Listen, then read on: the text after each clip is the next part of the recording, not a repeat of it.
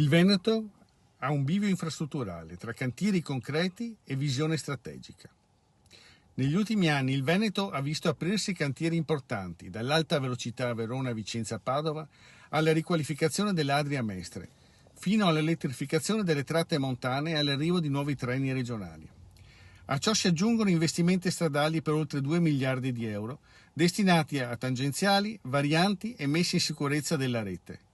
Complessivamente il piano industriale del gruppo FS assegna alla Regione oltre 11 miliardi da qui al 2031.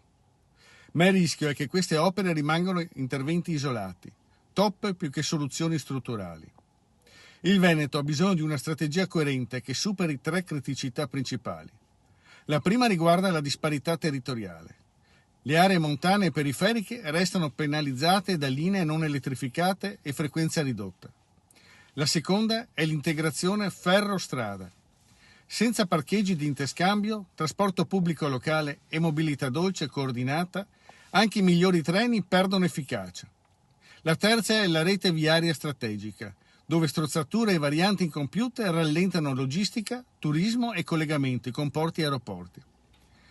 La risposta non può che essere un piano integrato. Significa accelerare la Verona-Vicenza-Padova, completare l'elettrificazione regionale, eliminare i passaggi a livello più critici, modernizzare la segnaletica ferroviaria e rafforzare tangenziali e collegamenti stradali.